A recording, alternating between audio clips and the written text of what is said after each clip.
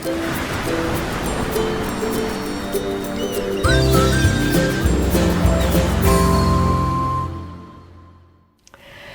there, this is Allison with Let's Go Travel Tips.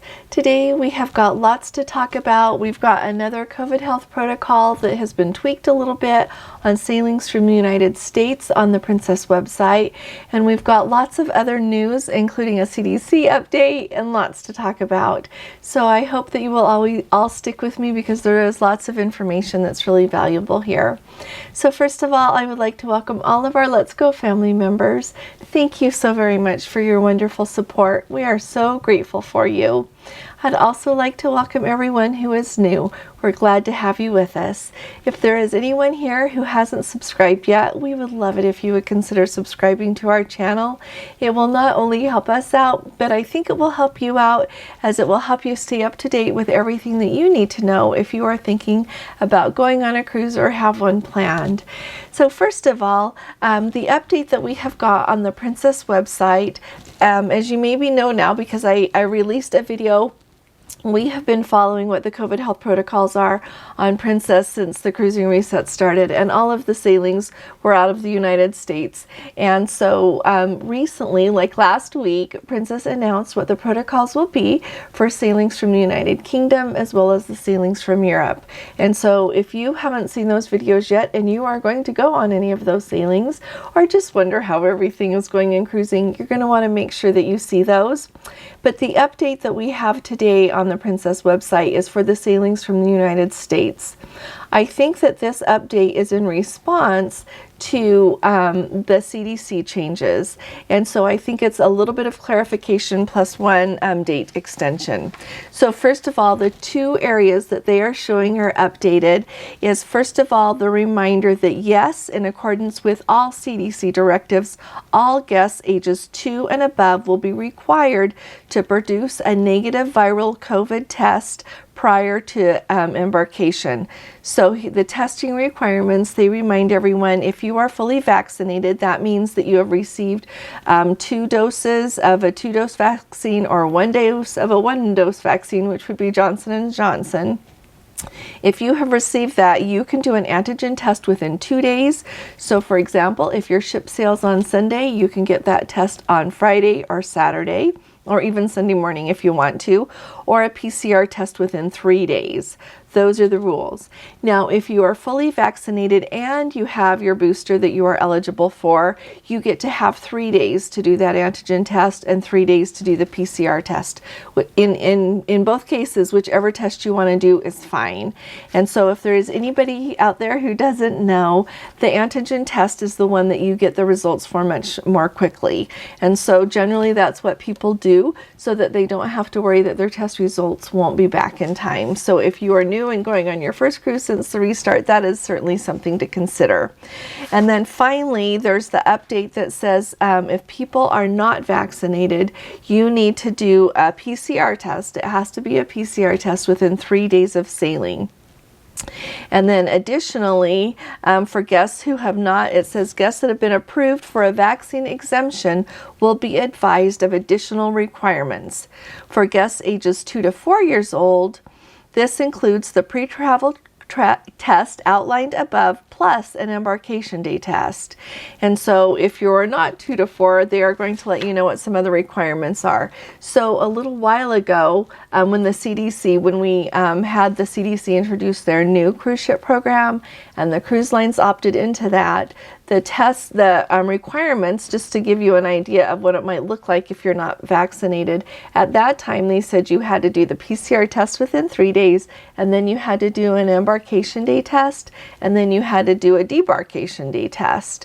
And so that is what it's kind of been settling at, but now they just say they will notify people. But I wanted to make sure that everyone who is thinking of going on a cruise knows that you need to show proof of that test. And along with that, you do need to show proof of your vaccination, and unless you have an exemption, you have to be vaccinated. And boosters are not required on all sailings now. They are required on some. And so keep up to date with your emails from your cruise line, and I do my best to cover everything as well, so make sure that you stay up to date. The other thing that was changed just a little bit is the testing, where you can get a test. They have the standard information about, you can go to your Walgreens, your CVS, any pharmacy that you would like to, and they remind everyone that they still have that option. There is a link there on the Princess website. If you want to order your test from Optum, you get 2 of them for $69.99, and then you do them, the little QR code is right on the box so that you can go ahead and do that test with a healthcare provider in a video call with you. And the same thing applies with Radius. They also offer the tests, and they're $45 each from them. You order them and they come to your house as well. Shipping from Optum is usually within 3 days, and Radius is usually within 5 to 7 days.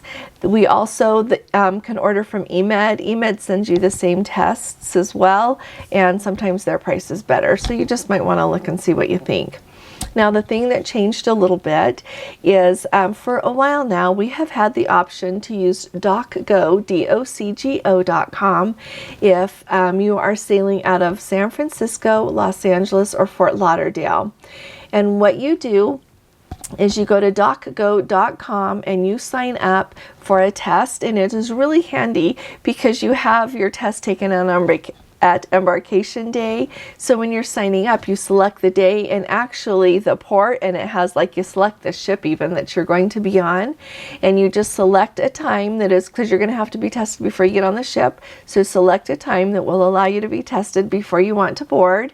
And that test costs $100, and you just have to have an appointment for it. And they say that they usually open up about 10 days before, and I have seen them sometimes open up to a month before.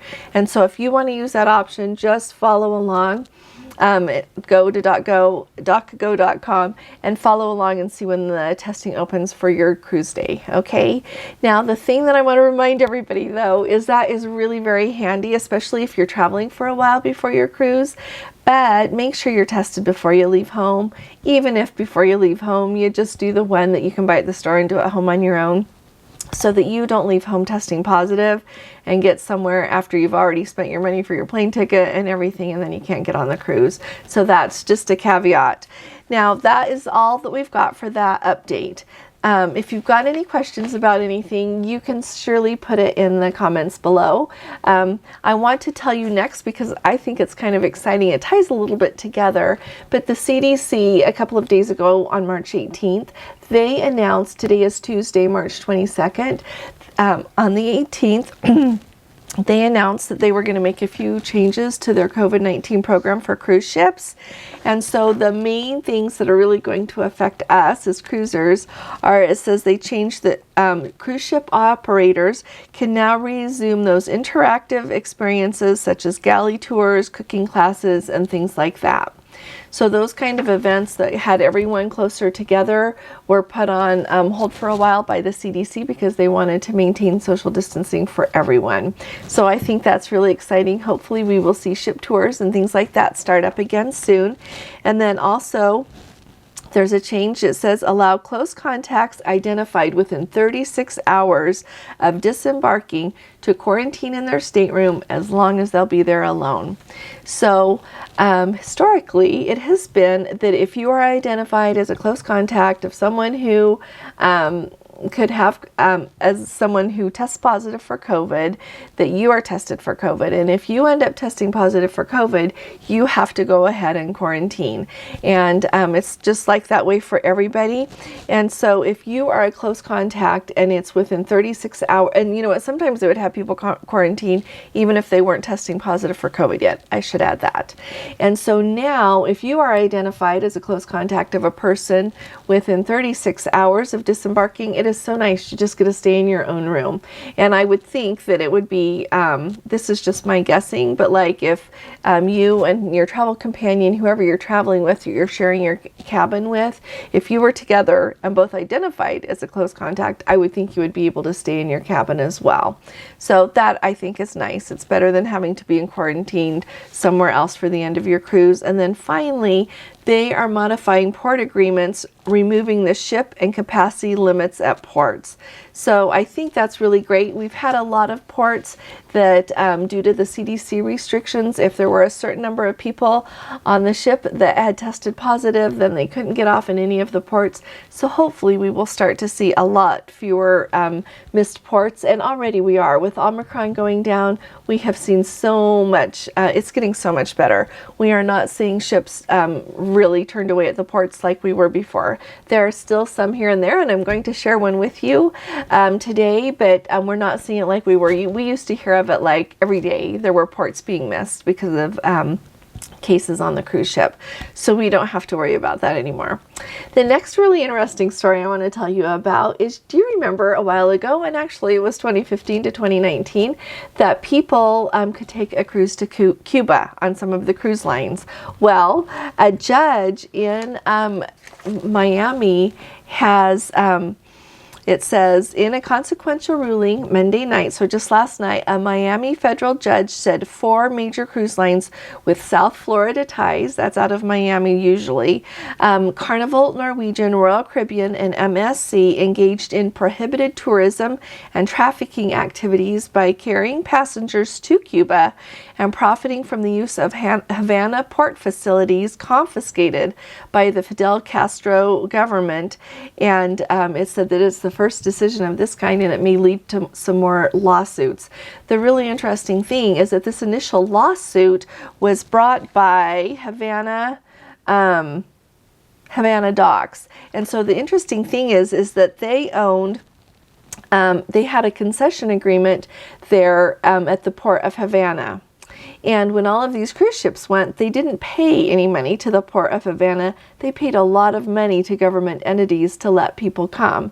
The other thing that they did, which is that the companies are taking issue with, it says that they were only allowed to transport Americans traveling under 12 different legal categories.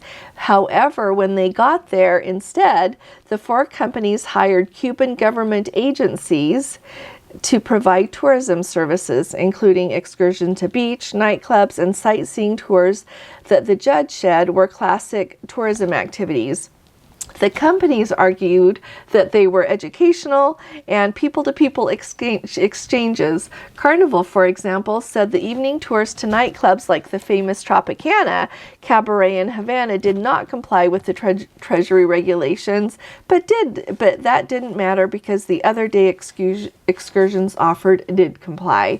So I just find this a really interesting case. I remember when cruises were going to Cuba, and Cuba isn't somewhere that I have ever wanted to go, and so I didn't ever think to go there, but I find it really interesting because so many people did want to go. But as you look at the documents from the court case, it lists like how much money was paid to who, and all of these government agencies were paid a lot of money. And the cruise lines made a lot of money, but no money was paid to those private individuals that actually hold the right to operate the port. And so I would just love to hear from any of you if you went on those cruises, like what it was like. I am not trying to say that the passengers did anything wrong. I don't even know if the cruise lines knew what they were doing was wrong or if they were hoping it wasn't wrong. But I just think it's all really interesting. So tell me what you think about it in the comments, as well as if you were able to go on any of those cruises to Cuba and what you thought about it. Now we have just some updates now, and I find it really interesting. We've got everything from what's going on in the Caribbean to what's going on in Morocco on cruises. So I did want to let you know our Let's Go family member that I mentioned had been quarantined, and that her husband got COVID and was quarantined, all of that whole business. She wanted me to make sure that just everyone knows if you end up having to go to a quarantine hotel when you are on a cruise because you test positive and then you need to disembark and quarantine some more, that you have to pay for that with your own money, and then Princess will reimburse you. Fill out the paperwork and you'll have to do that. And she wanted to make sure that everyone knows that often that's the way it is with travel insurance. And so I feel like I should add that for anyone out there who doesn't know that. That is indeed how it works. And so when you travel, make sure that you have a credit card with you that has a high enough limit to be able to handle any charges like that. And then you can fill out the paperwork and get your money back from the insurance company, or from, in this instance with hotels, from Princess. And so I appreciate her giving us all that reminder, and just want to let you know about that. And I do think, based on what I've heard, in some different ports it's handled differently. In some ports, there are Princess hotels that Princess is contracted with that they cover it when you're there. I have heard that from some people from some hotels in Florida that they do that with, but I really think that it depends on where you are. So you might want to just go ahead and be prepared for whatever comes your way. Now, this is kind of a fun one. We've got Suzanne, and she's going to be on the Discovery Princess for the inaugural cruise. And it'll be March 27th. It's just coming up later this weekend. And so if anyone would like to meet up, will you please put it in the comments below? Suzanne mentioned that she would that she would like to meet up with any other Let's Go family members who would like to meet up. And so if you want to do that, in the comments, put when and where, and I will announce it in my video tomorrow. Okay, make sure that you do that. I'm not going to choose a time and a place for y'all because I'm not on the cruise.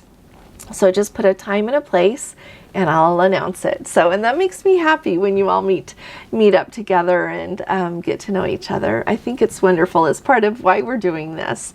The next thing I wanted to let you know is Rhonda and Rosemary are going to be on the same cruise to Alaska out of Vancouver on August 13th, and they also would like to know if anyone wants to meet up. So once again, put that in the comments below if you wouldn't mind, and I will get it announced for everyone. I think it's a lovely opportunity to get together and just meet in the library and talk, or meet for cocktails, or meet out on deck, whatever it is y'all would like to do, or in the buffet, and where you can have, you know, big table and I'll visit, just whatever you would like to do. And so I'll look forward to hearing from you all.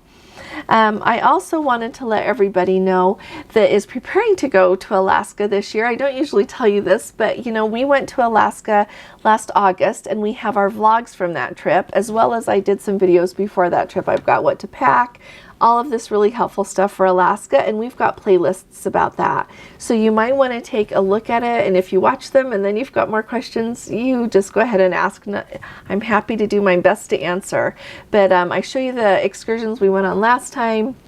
In another video, I talked some about the ones that we had done before, and so there's a lot of information right in there if you are would like to follow along on that. The next thing is some people keep saying that Princess is telling them that they have to keep on filling out those Safe Travels Hawaii forms, or Safe Hawaii Travels. Anyway, the form that you would have to fill out online before you were going to go to Hawaii. Well, that requirement expires on Friday, and so don't worry about it after that. I'm sure that Princess and other cruise lines will get their materials updated and quit telling people to fill that out, but after that date, you don't have to show that proof anymore. So just a heads up on that. We've got somebody right now that is on a cruise ship. They're on the Sky Princess, I should say, and they just were informed that their stop in Morocco was canceled by the government there. And they said that they would have been the first ship to stop there, and they pointed out that Morocco is even in the name of the cruise. And so I indeed want to go to Morocco someday. And so I'm really sorry that y'all's call there in Morocco was canceled. If you hear any more about why it was canceled, let us know, because we would really like to know what's going on there. And I hope that the rest of your sailing goes smoothly and that you don't have to miss any other ports. We would love to hear from any of you about how that sailing is going and just what you're experiencing as you go to these ports that haven't had cruise passengers for such a long time. We also, the person on the Sky Princess said that on the Sky, they departed March 12th from Fort Lauderdale on the transatlantic, and the Medallion has not been doing good. It says no internet, the Medallion does not work at all, and they refunded everyone's money who had paid for the internet. And somebody else is on the Regal right now doing a transatlantic. It says Princess has already expected this was going to happen, to have trouble on their internet, and so they refunded people as well. So pretty much if they get a little bit of internet every once in a while, it's free. But and they did point out it is really dependent on if you can get access, like the cruise ships can get access to satellites to be able to have that internet. And honestly, I know that in some places of the world, it's easier to hit that. I know that when we went to Antarctica for a while, we didn't have any internet, but sometimes we would have good internet. And so it just really depends. And when you go north to Alaska, the further north you go, sometimes you lose some of your internet connectivity as well there. And so, yeah, I think that's just one of those, one of the things that happens.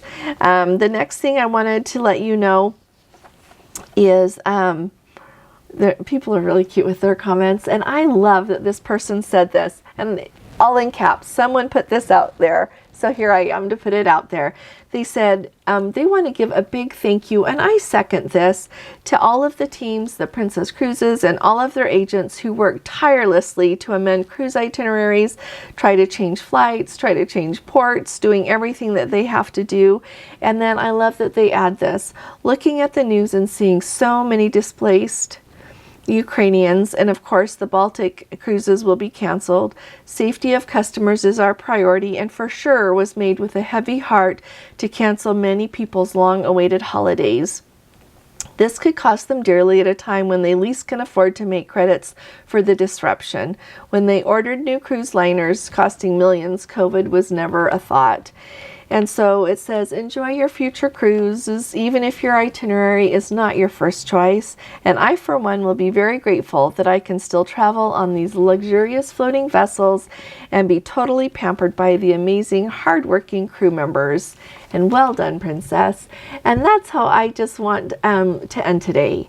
I just want to say thank you along with this person, and it is really important to keep perspective. There's so much going on, and it is indeed lovely to still be able to get on these luxurious floating sea liners and go and have a lovely time, ocean liners, I should say. And so I just second their motion. We are excited to go on our cruise to the Mediterranean. If our ports change, we're still gonna go, because I do want to support the cruise lines, and I also want to go on vacation and just go have a lovely time. And so I hope that you all will kind of think about that in the comments below. Let me know what you're kind of thinking.